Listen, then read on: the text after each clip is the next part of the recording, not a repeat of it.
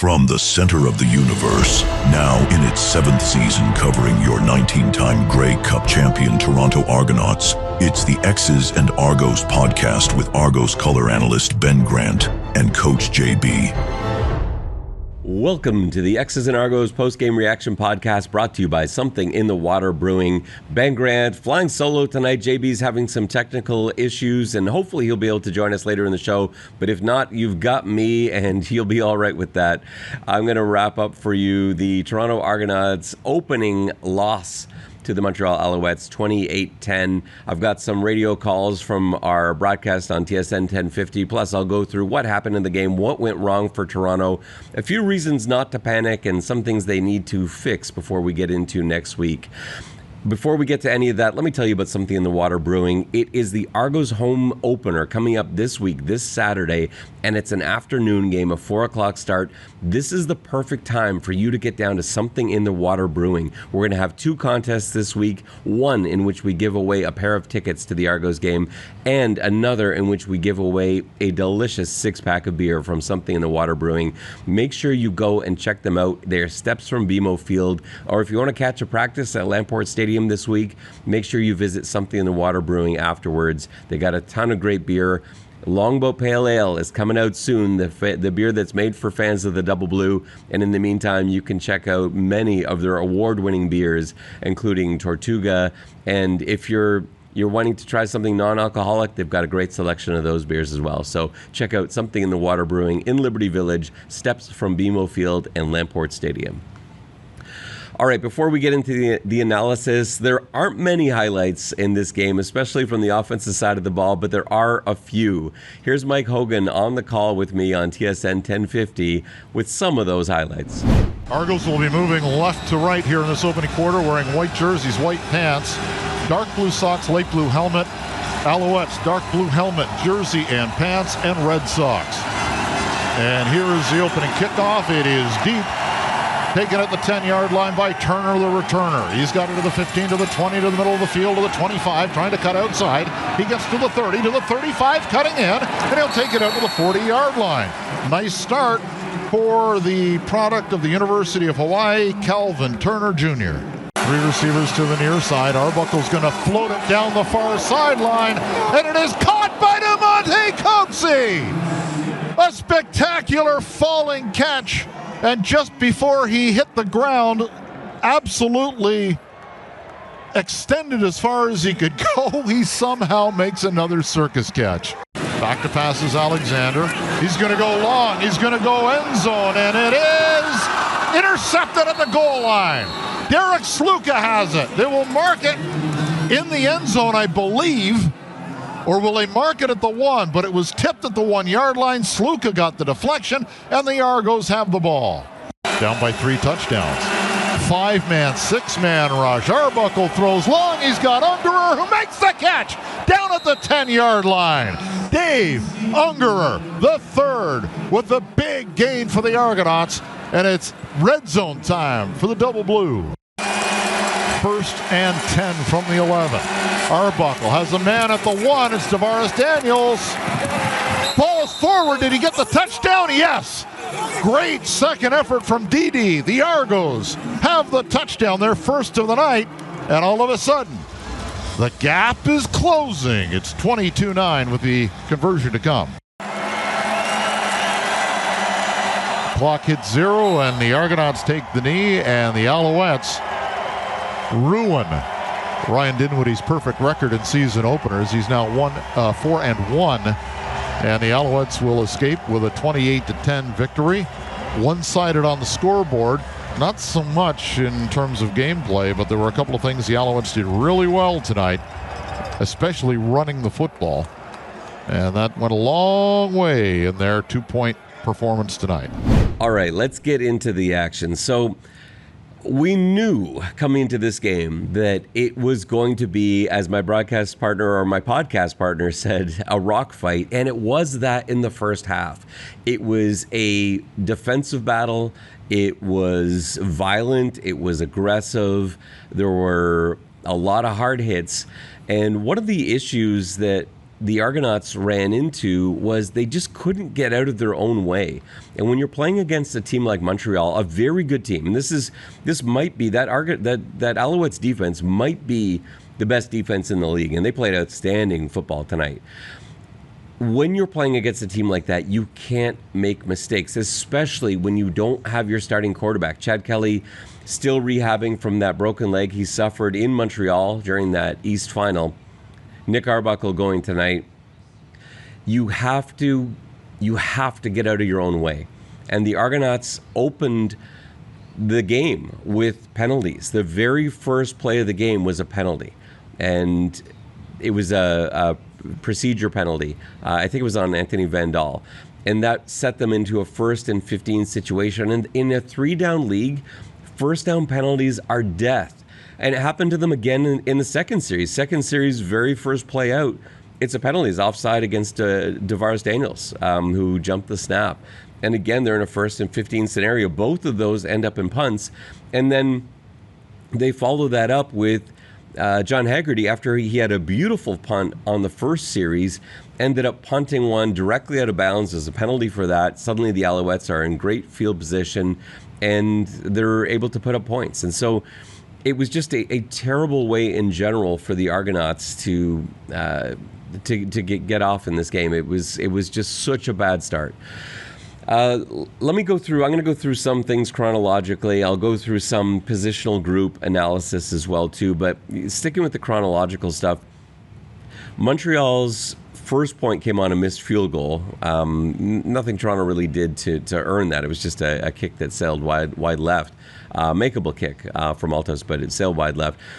Their touchdown came on a play where Toronto got a little bit unlucky. I think you have to credit Montreal, though, for doing a lot of things right on that play. So here's the situation. Toronto decided they were going to send some heat. Montreal had sort of been picking their way down the field. We've seen the Alouettes do that over the last couple of seasons. They're highly patient. And I want to give a lot of credit to Davis Alexander in this game for having that patience. I expected it from Cody Fajardo last season, where they would just take 5 yards, 5 yards, 5 yards, 5 yards.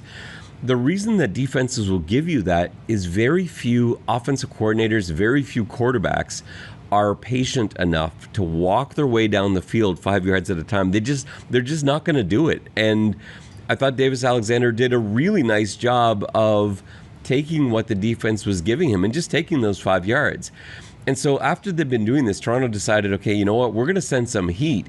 And Davis Alexander, the Montreal Alouettes, had the perfect play dialed up.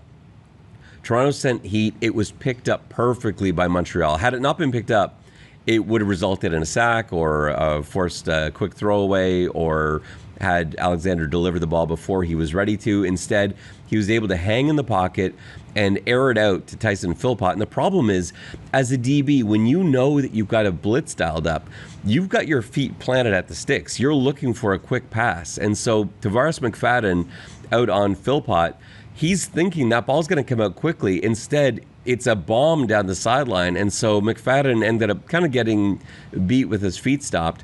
It's a perfect pass. It just drops into Philpott's hands for the touchdown. A little bit unlucky on McFadden's part. I think, he played that the way you're supposed to. It's just that blitz didn't get home, and he ended up getting beat 1-on-1 down the sideline. So it's 8-0 at that point. Toronto gets a field goal, and you sort of feel like it's going to go into half 8-3, or maybe with a minute left, Toronto's going to be able to put together a drive, get some points, go into the half feeling good about themselves, and instead disaster struck. So Nick Arbuckle, pressured in the pocket, it looked like he was trying to throw the ball away. I didn't see a receiver in the area. He went to go throw the ball away, and as he started into his windup, the ball just slipped out of his grip. And so with the ball turning in his hand as he went to throw it, they ruled that a fumble. It ends up falling on the turf. I thought it was going to be intercepted initially by Uguak. It falls on the turf to what I thought was a harmless, incomplete pass.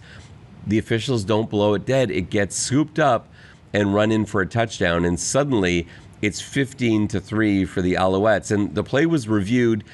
I believe the call is correct in that I don't think I saw enough to overturn it. the call on the field was they let them play it out, which I think is the right thing to do if you're not 100% sure. We've seen this in multiple occasions. If you're not 100% sure on a turnover-worthy play, especially one that results in a touchdown, you have to just let it go and trust that the replay system will take a look at it and make the right call. I do believe that football starts moving a little bit before Arbuckle's arm starts throwing forward. So the way that ruling works is, and for those of you watching on YouTube, I'll demonstrate it with one of my empty Coke Zero cans here. As Arbuckle is going to throw, if his arm's coming forward, that's different. But if before the arm starts coming forward, that ball starts to move in his hand, that is now a fumble. And even though the ball gets thrown forward from there, because of its early movement, he's now basically just launching a fumble forwards. And so that's why it was allowed to be picked up and brought back for the touchdown. And on review, I don't think you could see clearly enough to overrule it. I think if it had been called an incomplete pass on the field, it would have stood as well, because I just don't think the replay was clear enough. But as it happened, it was probably the right thing to do for the officials. I think it was probably the right thing to do for the command center. So I don't really have a problem with that. It was really bad luck. The only pass that came out of Arbuckle's hands all day, it wasn't like it was wet or anything like that. It was just simply bad luck. Arbuckle trying to get rid of that football so he doesn't take a sack, ends up turning into 7 points the other way. It was a bit of a disaster right before the half. And, Arbuckle had 2 bad plays in the first half. I thought he played pretty well otherwise. The other bad play was an interception to Burns, where Arbuckle was looking to Coxie. And that was unfortunate, too, because that could have turned into points. They were at least approaching field goal range, maybe looking they might be able to drive down for a touchdown. And that was a play where, in many ways, it mirrored the Montreal touchdown, but with a very different result. So remember earlier I was talking about the touchdown to Tyson Philpott, where Toronto sent a blitz, and so the Argos knew that the ball was going to come out early, except because they picked it up, they were able to go deep. This was sort of the opposite. So Burns, the corner for Montreal, he knows that they are blitzing, but instead of picking up the blitz like Montreal did, Toronto was unable to pick up the blitz. And so you've got free rushers. I think it was Sankey that was coming through the A-gap. He was a problem all night. And because of that, Arbuckle had to hurry the throw. Because Burns knew there was a blitz on, he's looking for the ball to come out early. He gets his head around, sees the ball coming out.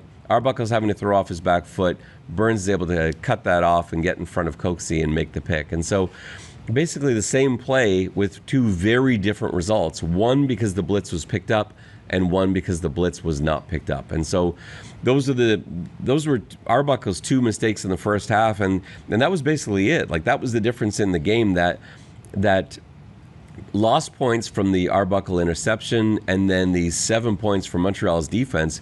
That is such a huge swing, and I didn't think Arbuckle played badly. I actually thought he was okay. I thought he was under siege all night. I thought the Toronto Argonauts O-line, a positional group that was supposed to be the best in the league, I still think is, on paper anyway. They just didn't play like it tonight. They didn't look very good. They allowed pressure from the right side, from the left side, up the middle. It felt like every time Sankey blitzed that he got through, Arbuckle was hit, he was knocked down, he was sacked. And by the time we got into the second half, it's 15-3 now. Montreal starting with the football, and it just felt like, with the Argos unable to get anything going, it felt like the Argos defense needed to step up again with a 2-and-out and see if the offense could get any momentum. But in fact, went the opposite way. Montreal was able to drive the length of the field on the strength of a really nice return by Letcher Jr. Again, just something that didn't bounce the Argos' way. It was a great kickoff. Haralahu hammered that football into the corner. It was heading to the end zone. Letcher Jr. just got his fingertips on it, over the shoulder, Willie Mays-style catch, and somehow was able to return it all the way to the Toronto 40-yard line. A few plays later, they're in the end zone, and and that was just, it was a lead they weren't able to overcome. 22-3 at that point, and it was essentially game over. Toronto did score their touchdown late. A couple nice plays, like you heard on the call from Mike Hogan.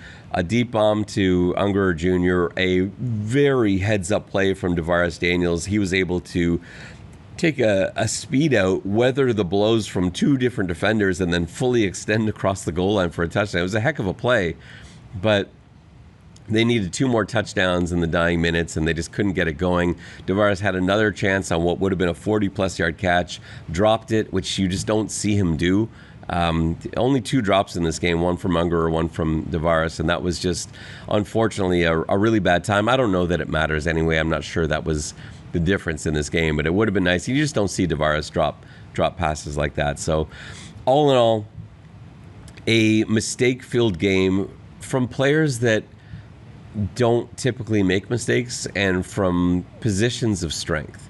And you can't get away with playing football like that. Like I said off the top, when you're playing the Montreal Alouettes, you can't shoot yourself in the foot. And Toronto did that on too many occasions. 9 penalties for 60 yards.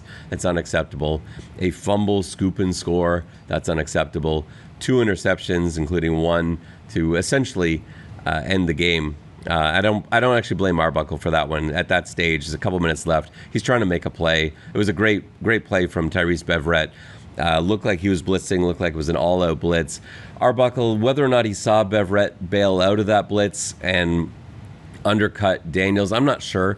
But either way, Arbuckle had to push it downfield. He was forced to. He's dictated by the situation. So I don't really have a problem with that one so much. So let's go through some of the positional groups, some of the individual play. I can talk to you about what I saw that I liked, what I saw that I didn't like. There's a lot more that I didn't like, but there's some diamonds in the rough there. There were some moments of hope and things that Toronto can fix before we get into next week's home opener against the Calgary Stampeders. So let's go through positional group by positional group. So starting with the quarterback, the biggest problem Arbuckle faced is that he didn't have time.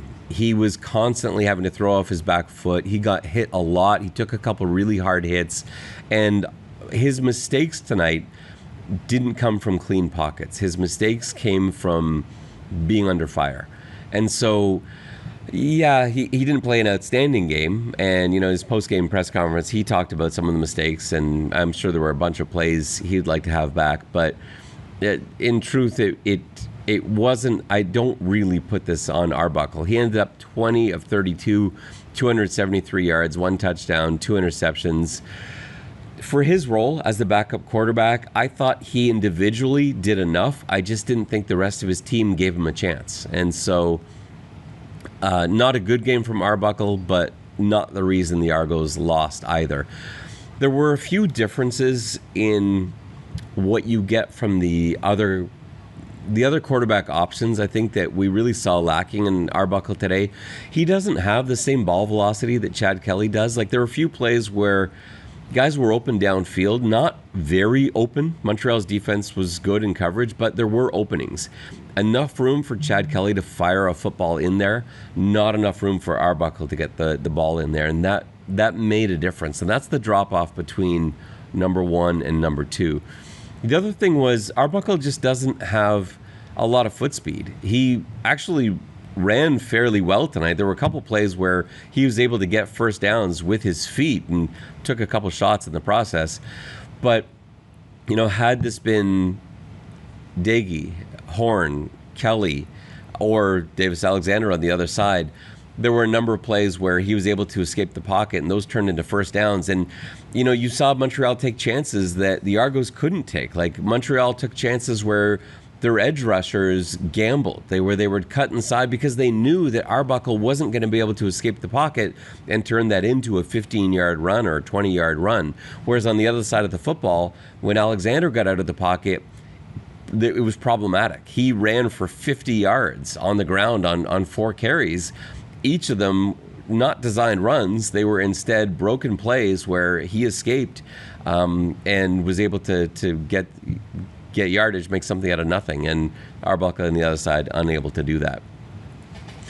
The Toronto offensive line, not good enough tonight. This should be the strongest positional group on the team. They had Peter Nicastro coming off the bench, and he needed to. Darius Araujo got banged up. Darius, I couldn't see exactly what it was, but he came out, and you're putting in an all-star center in Peter Nicastro, and this just didn't look like the kind of offensive line tonight that had an all-star sitting on the bench.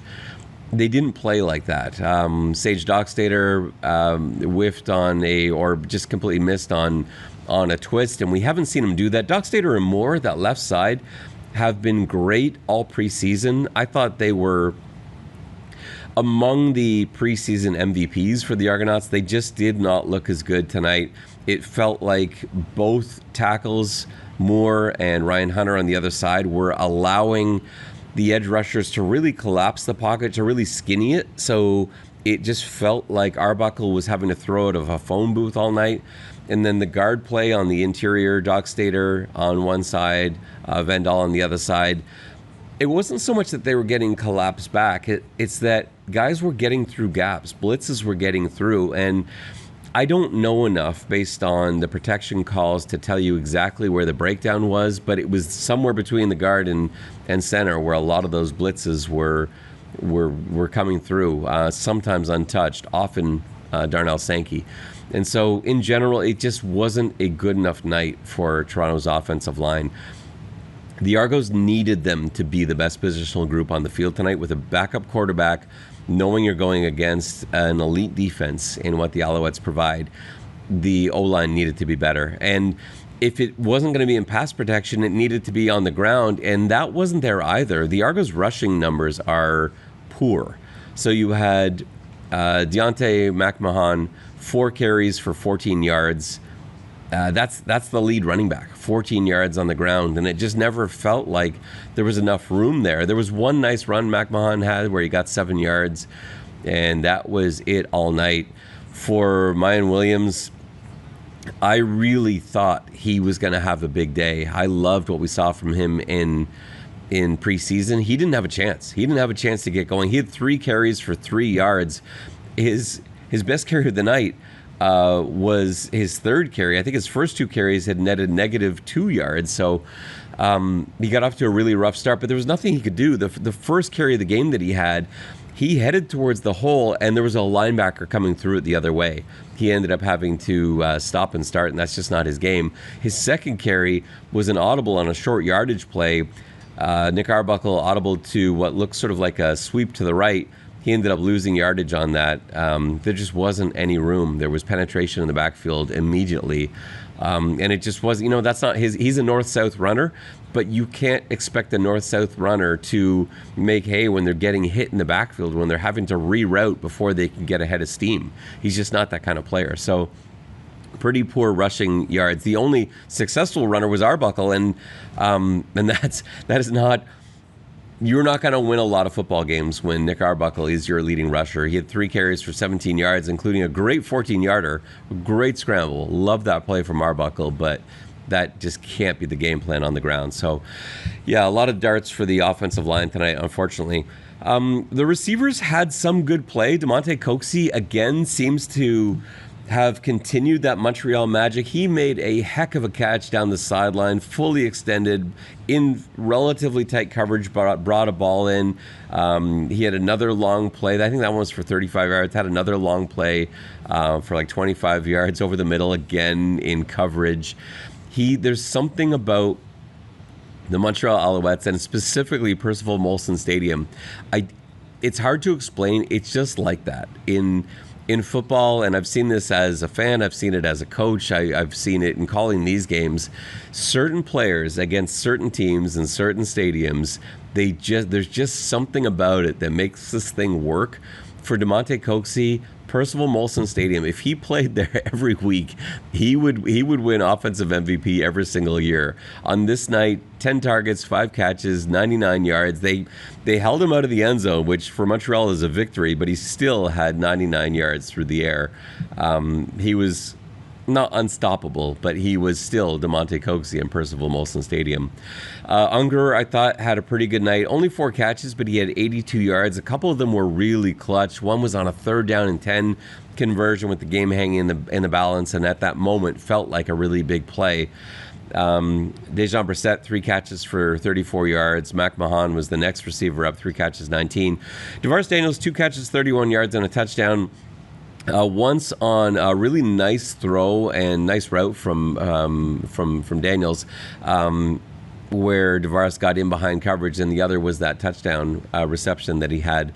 I know JB, as soon as I saw it, I thought JB is going to be smiling at this one. I wish he was able. Let me just check if he's been able to join this broadcast. He has not. Because this would be terrible if he's been sitting in the lobby here for like the last 15 minutes.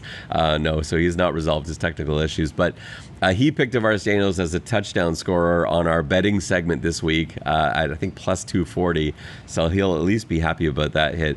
But DeVaris had that uncharacteristic drop. You just never see it from him. Streaking down the sideline, it would have been such a big play of over 40 yards and hit him in the numbers. He just could not hang on to the football. No one is going to be more disappointed than DeVaris himself on that drop. I thought they could have done something to get Kevin Mittal a bit more involved. 2 catches for 6 yards. He was a starter tonight, and I felt like he might have been one of those X factors because I don't think Montreal would have been preparing for him all week and just was largely invisible. It wasn't a contributor at all in this game. And, we didn't see anything from Herzlow either. Ended up with no targets, no catches. So from an offensive standpoint, it just wasn't good enough. You can't only have DeMonte Coxie and a couple catches from Ungerer and expect that to be enough. On the defensive side of the ball, there were some positives. I actually thought the defense played fairly well. They ended up surrendering points late, but remember, they only gave up 21 true defensive points, and one of those 3 touchdowns came off of after a 65-yard kickoff return. And so it's not like they let Montreal march up and down the field. If you look at Montreal's numbers, it tells a lot of the story. Davis Alexander, 19 of 26, only 205 yards. He had a touchdown and an interception. And so it's not like the defense was playing badly. They had 3 sacks on the night. They weren't committing penalties. Those were reserved largely for the offensive side of the ball. But where Toronto got into trouble was defending the run. And that's not a problem we've seen for the Argonauts in a long time. Last year, they were right there, 1-2 with the Saskatchewan Roughriders in allowing only about 85 rushing yards per game. They were, what was their final number here? I just want to look that up so I can give you that. At one point, I think they were about 160 rushing yards here. Let me see if I can find that number. I know this is not exciting podcast material when I'm looking at a screen doing math. Yeah, this is terrible podcasting. I apologize. Usually JB would be talking here while I'm looking that up. 163 rushing yards that Montreal had, and it's just not acceptable. Sean Thomas Erlington, 86 yards. Davis Alexander with 50. Tice with 22. He had 2 crushing runs before the Argos were able to stop him on his 3rd carry. But so is this a problem? Yes. But I'm not overly concerned. I'm not a big believer in running the football being a huge difference maker in the CFL. It is a problem. You want to resolve that. You don't want to be giving up 160 rushing yards every week. But these tend not to be a game-by-game issue. And so I'm not overly worried. What I am concerned about, though, is, looking at Toronto's depth chart today, they just didn't have bodies dressed on the interior of that defensive line. You had Christmas, you had Williams, and you had Lanier II. Those were your 3 defensive tackles. And we're used to seeing the Argonauts go too deep at both defensive tackle spots, and sometimes even deeper than that with edges that can play inside, and they didn't really have that. I know they lined up Parrish inside a little bit. They did twist and stunt a lot. But in reality, it was really only 3 true defensive tackles on the field for the Argonauts. And Montreal seemed from the get-go to want to target that, to want to tire those guys down. And they did. It worked. It worked very well. You ended up with McManus and Judge having to be in on run stops time and time again. And that's just not really how this team is built. Like, they've got great linebackers, but I don't want Judge and McManus having to make every single tackle up the middle. Like you saw it take a toll on like both those guys. I don't think Judge got injured the way we saw McManus get injured and then come back, but Judge took some physical pounding tonight because he was in on so many tackles. Ended up in terms of tackling numbers with 5, but McManus led the team with 9. Judge was second with 5. That's not unusual to have your 2 linebackers lead the team in tackles, but I felt like they were taking the hits, not delivering the hits tonight. And I need to know that there's going to be a bit more disruption from the defensive line. Now, it's not that they were ineffective. They did get to the quarterback. They did produce 3 sacks. That was a number I thought would be enough. And defensively, remember, they had the interception as well, Sluka with an interception. But the problem that I saw in terms of the pass rush was that on some plays, it felt like everybody got through. Lanier got some great penetration. We saw Parrish get around the edge on a couple occasions. I thought Christmas had a couple really nice plays where he was able to penetrate into the backfield. Chatfield too, actually. Like all 4 starters basically were in there, but too often nobody was in there. There were too many plays. So while they did get there maybe even half the time, the other half the time, Davis Alexander had all the time in the world to just sit back there and pick the Argos defense apart. And so there needs to be a little bit more consistency from the pass rush. And it felt like the only times they were able to guarantee penetration was when they sent heat. And last year, that wasn't the case. Last year, they were able to disrupt quarterbacks without sending a blitz. But they lost $1 million worth of defensive linemen. Flo Arimolade going to Calgary in the Cameron Judge trade, and then everyone else being signed in free agency by the Edmonton Elks. And it's not that I'm worried about this positional group. They certainly flashed some potential there, and I thought there was a really promising sign in seeing how effective Lanier was, continuing what I thought was a good preseason from him. But they need to get into the backfield with more frequency. They can't have Montreal counting on being able to just sit in the pocket and fire the football downfield. Linebacker play I thought was good. I thought Wyndham McManus made a heck of a play on a deep pass breakup. That's the part of his game that doesn't get talked about enough. Wyndham McManus is an excellent linebacker in coverage, and I think we certainly do think of his interceptions, and I think we think of him as a disruptor, as a guy that gets his nose in on a bunch of different plays. He blows up running backs. He's very good in coverage, and he made a couple spectacular plays tonight. Cameron Judge, I thought, looked good. He was all over the field. I didn't really have anything to complain about his play. And I thought the defensive secondary largely looked good. Tavares McFadden got beat on that one touchdown. I didn't have a huge problem with it because the blitz should have gotten home. They didn't. He ended up planting his feet, getting beat. I thought that happened to Franklin too, but they were unable to connect on that pass that Franklin got beat basically in the exact same situation where a blitz was coming, and I think again it was Philpott wide open down the sideline, but it was a little tougher a throw, a little smaller window to get that one in there, and Davis Alexander overthrew that one, so Franklin didn't really end up paying for it. But I think aside from those 2 plays, one for Franklin, one for McFadden, I thought those guys played well. I thought we got decent play from the halfbacks. There was one play in which Mark Milton was sent on a blitz, and he blew contain on that. That was a problem. And I guess I can go back to the defensive line and tie in some of their play. Some of their problems, they were allowing contain breaks from Alexander. That's where a lot of his 50 yards came from, is that those guys would crash. And a couple times guys got out of position. There's one moment where DeMarcus Christmas was on the outside because of twist action they had running. And Davis Alexander just took a hard step towards the middle. That forces Christmas to kind of lose his positioning.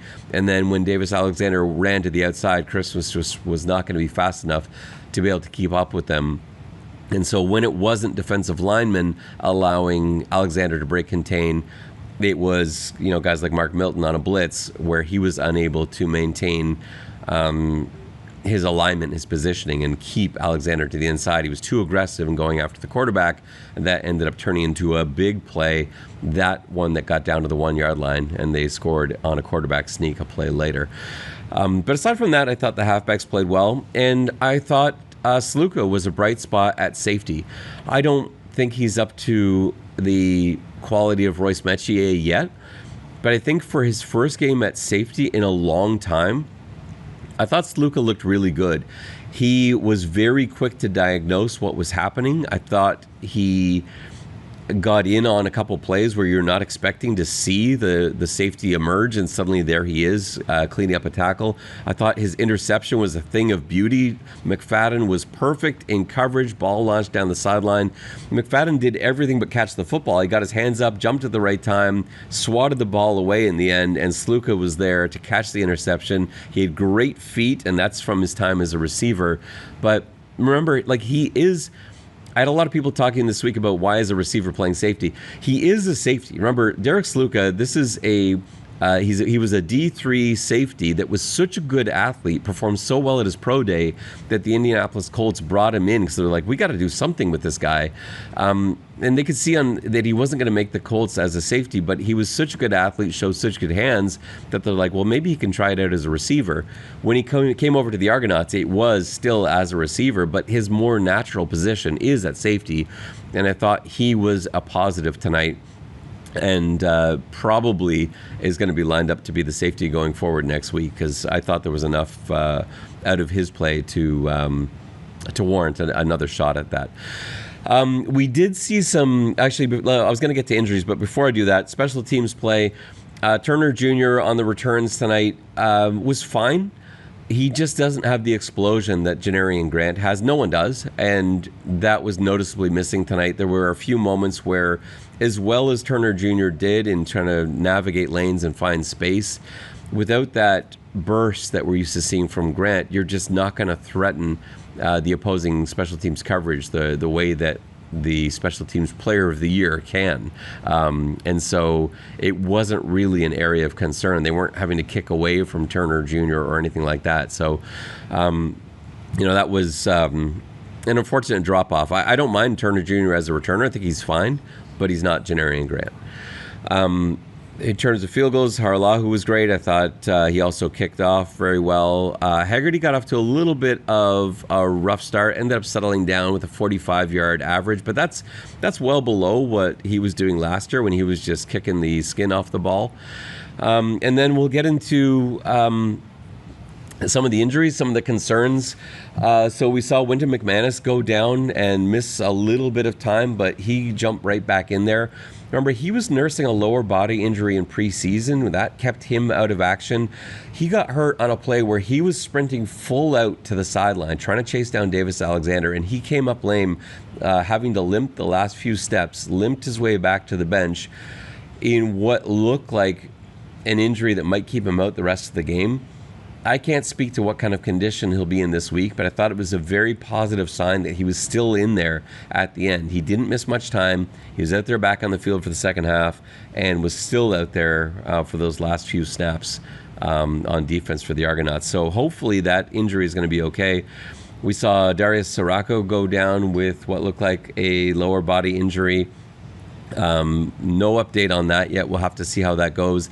The only relief for the Argos is that they have Peter Nicastro who can step in and play that. They've also got Anthony Vandal who played center in the preseason. He can slide over there if they want to go that route as well. And don't forget, they didn't even dress John Boss, who they've been very pleased with, his development, a draft pick from last year. So not really concerns for depth on the O-line, but you just want them to play a little bit better. And ultimately, that's the takeaway here. Dinwiddie post-game sounded frustrated the same way. He basically said what I'm saying. Like, it's just got to be cleaner. You can't make mistakes. You can't shoot yourself in the foot. It's not irreparable. They have a long week now to get ready for the home opener. I'm really not concerned about it. I think if we see the Argos look like this again next week, now that's time for alarm bells. We don't know what the status of Chad Kelly is for this week. I think it's highly encouraging that he wasn't put on the 6-game injured list. The fact that I'll explain that if you don't know why. if you put a player on the 6-game injured list and he actually sits out for the full 6 games, you save that salary on the salary cap. And so if there's any chance at all that the player is going to miss 6 games, you put him on the 6th game. And then if you have to take him off, you take him off. And yeah, the money now counts towards the salary cap, but there's no reason to put him on the 1 game if you think it's going to be an extended injury. So I do expect Chad Kelly back soon. I don't really think it's going to be this week for the home opener, but it could be. We don't know. This offense, even with Nick Arbuckle, should be able to put up a lot more points. I would expect the offensive line to rebound this week. I think Coach Sweet is going to be on them. He's probably on them right now as they're flying back to Toronto on the plane, because he can't have been happy with their performance.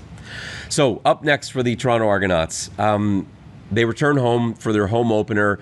BMO Field, 4 o'clock kickoff Saturday. It's an afternoon game. It's a Grey Cup replica ring game for the first 10,000 fans. You're also going to see them lower the Grey Cup winning banner, add it to their many, many banners that fly out of the end zone. So you want to be there for that one. If you don't already have your tickets, make sure you pick them up. You can pick up tickets at argonauts.ca. It's going to be a great atmosphere.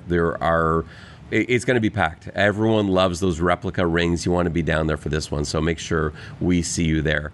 Before I sign off, I just want to remind you of the 2 contests we got coming up this week for Something in the Water Brewing. We got a ticket giveaway. We've got a 6-pack giveaway. And, of course, we're going to have our pregame walkthrough podcast coming up midweek. Look out for that one as well. Signing off here, apologies that JB couldn't make it. So for the absent JB, this is Ben Grant saying so long, and may all your pre-snap reads be good ones. I'll see ya. Go Toronto Argos, go, go, go. Pull together, fight the foe.